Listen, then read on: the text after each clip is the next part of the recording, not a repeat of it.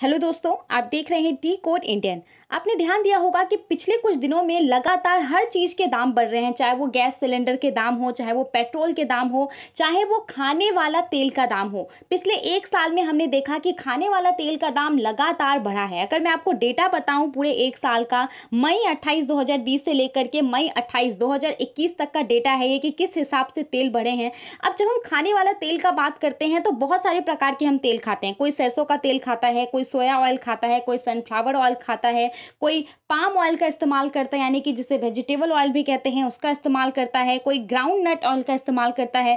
तो इन सभी में यहाँ पे इंक्रीज हुआ है इनके दामों में। मस्टर्ड ऑयल, सरसों का तेल जो सबसे ज़्यादा घरों में इस्तेमाल किया जाता है, वो पिछले साल 118 रुपये पर किलो के हिसाब से मिल रहा था, जिसे हम इस साल 171 रुपये पर किलो के हिसाब से खरीद रहे हैं, यानी कि तकरीबन 44% की वृद्धि हुई है। उसके अलावा अगर हम बात करें सोया ऑयल के बारे में तो पिछले साल ये 100 रुपये पर किलो था, इस साल बढ़ करके 153 रुपये पर किलो हो गया है। पाम ऑयल, जिसका कि सबसे ज़्यादा इंडिया में ही नहीं पूरी दुनिया में इस्तेमाल किया जाता है, वो पिछले साल 86 रुपये पर किलो मिल रहा था, जो कि इस साल बढ़ करके 133 रुपये पर किलो हो गया है। 54% की वृद्धि हुई है। तो आप यहाँ पे देख सकते हैं कि किस प्रकार से खाने के तेल के दामों में बहुत ज़्यादा वृद्धि हुई है। अब देखिए इसका बहुत सारा रीज़न है। सबसे बड़ा रीज़न तो ये है कि खाने वाला तेल हमारे इंडिया में इसका जितना खपत होता है उसका आधा से ज़्यादा हम दूसरे देश से मंगवाते हैं, यानी कि इंपोर्ट करते हैं। अब इंटरनेशनल मार्केट में बहुत सारे फैक्टर होते हैं जिसकी वजह से खाने वाला तेल का जो प्राइस है वो फ्लक्चुएट होते रहता है, जिसका प्रभाव इंडिया पे भी पड़ता है। अब यहाँ पे इस चीज़ को ठीक करने के लिए भारत सरकार के द्वारा, कैबिनेट के द्वारा एक नए मिशन को अप्रूव कर दिया गया है जिसका नाम national mission on edible oils है। देखिए सबसे पहले तो एडिबल ऑयल क्या होता है? एडिबल ऑयल का मतलब होता है खाने वाला तेल, यानी कि जितना भी तेल के बारे में अभी हमने बात किया जिसका प्राइस बढ़ा है पिछले एक साल में, वो सब क्या हो गया? एडिबल ऑयल हो गया। यहाँ पे मेन फोकस जो है इस पूरे मिशन का वो हमारे देश में पाम ऑयल प्रोडक्शन को बूस्ट करना है। अब यहाँ पे हमने पाम ऑयल के बारे में भी बात किया था कि पिछले साल इसका प्राइस 86 रुपीज़ पर केजी था, जो कि अभी बढ़ करके 133 रुपये पर किलो हो गया है। तो यहाँ पे अब सवाल आता है कि भारत सरकार ने पाम ऑयल के लिए ही इस पूरे मिशन को क्यों स्पेसिफिकली बनाया है, तो इन सब के बारे में बात करेंगे आज के इस वीडियो में। देखिए सबसे पहले तो अगर हम बात करें कि भारत किस हिसाब से इंपोर्ट के लिए जो तेल का इंपोर्ट है उसके लिए निर्भर है दूसरे देश पे, तो देखिए हमारे देश में जितना भी डिमांड है तेल का, डोमेस्टिक डिमांड, उसका हम 60% दूसरे देश से मंगवाते हैं। अब यानी कि 13 से 15 मिलियन टन जो है एडिबल ऑयल का वो हम दूसरे देश से इंपोर्ट करते हैं। अब इसमें से 55 से 60% क्या होता है? पाम ऑयल ही होता है, यानी कि सबसे ज़्यादा जो खाने वाला तेल हम इंपोर्ट करते हैं वो पाम ऑयल होता है। अब आपके दिमाग में एक सवाल आ रहा होगा कि हम लोग इतने देर से पाम ऑयल के बारे में बात करते हैं, ये एग्जैक्टली होता क्या है? तो देखिए पाम ऑयल को हिंदी में ताड़ का तेल भी कहते हैं। अगर आपने कभी नहीं देखा होगा तो आप इस इमेज में देख सकते हैं, यहाँ पे ये पाम ट्री है और यहाँ पे जो आपको फ्रूट दिख रहे हैं उसी से पाम ऑयल का निर्माण होता है, उसी से पाम ऑयल जो है वो बनता है। इसे खजूर का तेल भी कहा जाता है। अब इसका इस्तेमाल हर जगह होता है। अगर आप बिस्किट, कुरकुरे, चिप्स ये सब खा रहे हैं, अगर आप चॉकलेट खा रहे हैं, इसमें भी इसका इस्तेमाल होता है। उसके अलावा साबुन में इसका इस्तेमाल होता है, चॉकलेट्स में इसका इस्तेमाल होता है, फिर से जो मेकअप प्रोडक्ट होते हैं उसमें भी इसका इस्तेमाल होता है।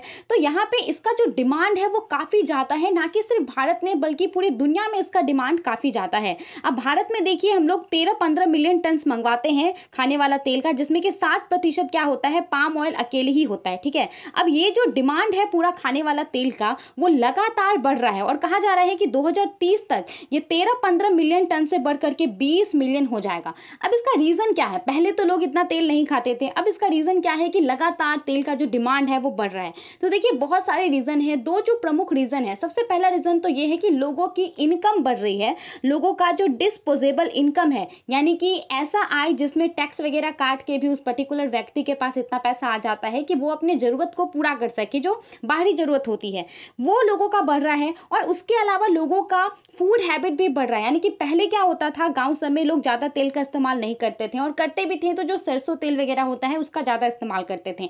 लेकिन अभी क्या हो गया है, गाँव वगैरह में भी लोग सोयाबीन ऑयल, उसके बाद फिर जो आपका पाम ऑयल होता है, इन सब का इस्तेमाल करने लगे हैं, जिसकी वजह से इसका डिमांड काफ़ी ज़्यादा बढ़ गया है। पूरी दुनिया में अगर हम बात करें तो इंडिया जो है वो सबसे बड़ा पाम ऑयल इंपोर्टर है, यानी कि सबसे ज़्यादा पाम ऑयल कहाँ कौन सा देश इंपोर्ट करता है, तो वो इंडिया है। 9 मिलियन टन जो है हर साल हमारा देश इंपोर्ट करता है। अब एक बात बताना जरूरी है कि यहाँ जो हम लोग इंपोर्ट करते हैं वो 2 देशों से करते हैं, मेनली इंडोनेशिया और मलेशिया। और हर साल हम तकरीबन 60,000 से 70,000 करोड़ रुपए खाने के तेल को इंपोर्ट करने के लिए खर्च करते हैं, जिसमें से बड़ा हिस्सा किसके लिए रहता है, पाम ऑयल के लिए रहता है।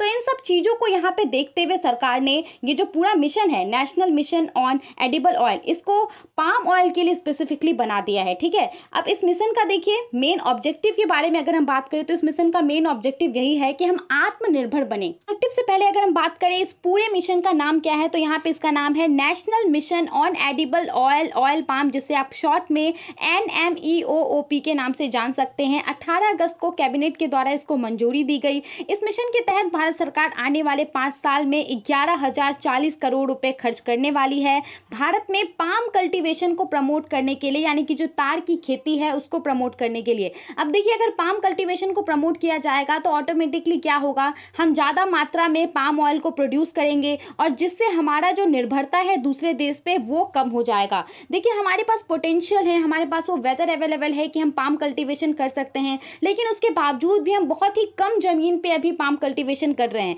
अभी इंडिया सिर्फ 3.7 लाख हेक्टेयर भूमि पे पाम कल्टीवेशन कर रहा है। तो आने वाले 5 साल में, यानी कि 2025-26 तक यहाँ पे 6.5 लाख हेक्टेयर्स और यहाँ पे ऐड करने हैं जहाँ पे पाम कल्टीवेशन किया जाएगा, और उसके बाद और 10 लाख हेक्टेयर्स भूमि को जो है ऐड करना है उसके कुछ साल के बाद पाम कल्टीवेशन के लिए। इससे क्या होगा, जो CPO है यानी कि क्रूड पाम ऑयल है, उसका जो प्रोडक्शन है वो बढ़ करके 11.20 लाख टन हो जाएगा 2025-26 तक, और उसके बाद फिर और 5 साल में यानी कि 2029-30 तक जो है इसका प्रोडक्शन और बढ़ जाएगा, 28 लाख टन तक हो जाएगा। तो ऐसा यहाँ पे कहा जा रहा है। अब देखिए, कुछ कुछ स्टेट को यहाँ पे प्रायोरिटी दिया गया है, जैसे कि नॉर्थ ईस्ट के अंतर्गत जो स्टेट आते हैं उसको यहाँ पे प्रायोरिटी दिया गया है। उसके अलावा अंडमान निकोबार स्टेट को भी, अंडमान निकोबार आइलैंड को भी यहाँ पे प्रायोरिटी दिया गया है। ऐसा इसीलिए क्योंकि वहाँ का वेदर जो है वो पाम कल्टीवेशन के लिए काफ़ी ज़्यादा सूटेबल है।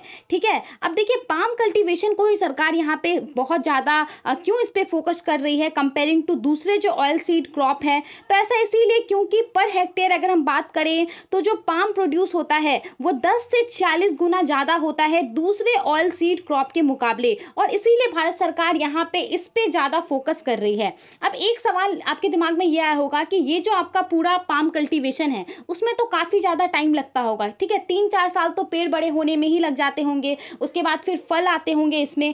तो इसके लिए बहुत सारे जो ऐसे किसान हैं वो आगे बढ़ करके पाम कल्टीवेशन को नहीं अपनाएंगे। ठीक है, इसकी खेती नहीं करना चाहेंगे। तो इस चीज़ को ठीक करने के लिए यहाँ पे भारत सरकार ने इस स्कीम के अंतर्गत कुछ कुछ जो है वो बेनिफिट भी यहाँ पे ऐड किए हैं। सबसे पहले तो यहाँ पे भारत सरकार ने ये कहा है कि इस स्कीम के तहत जो भी किसान पाम कल्टीवेशन करेगा तो जो पाम ऑयल का प्राइस होता है वो भारत सरकार फिक्स करेगी। एक तरीके से आप कह सकते हैं कि भारत सरकार जो है MSP एक तय करेगी। ठीक है, हालांकि देखिए यहाँ पे साथ में भारत सरकार ने ये भी कहा है कि प्राइस एश्योरेंस की भी व्यवस्था होगी, क्योंकि देखिए जो MSP होता है उस पर तो सिर्फ भारत सरकार जो है वो लेती है किसानों से जो भी उनका क्रॉप होता है वो। तो अगर किसान किसी दूसरे प्राइवेट मार्केट में जाकर के बेचती है तो उस कंडीशन में अगर पाम ऑयल का प्राइस काफ़ी ज़्यादा गिर जाता है, ठीक है, जिस किसान ने जितना इन्वेस्ट किया होगा उससे उसको बहुत कम मिल रहा है, तो उस कंडीशन में भारत सरकार यहाँ पे उसको जो भी डिफरेंस रहेगा प्राइस में वो भारत सरकार उसको देगी डायरेक्ट बेनिफिट ट्रांसफर के थ्रू।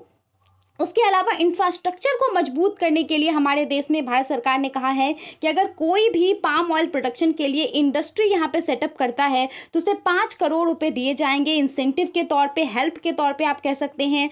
और अगर कोई 15 एकड़ ज़मीन में अगर कोई प्लांटेशन स्टार्ट करता है तो उस कंडीशन में भी उसे 5 करोड़ रुपया जो है वो दिया जाएगा। तो ये सब कुछ ऐसे प्रोविज़न थे जो कि इस मिशन के अंतर्गत थे। आई होप आपको सब समझ में आ गया होगा। आप इन सब के बारे में क्या सोचते हैं, हमें अपना ओपिनियन जरूर बताइए।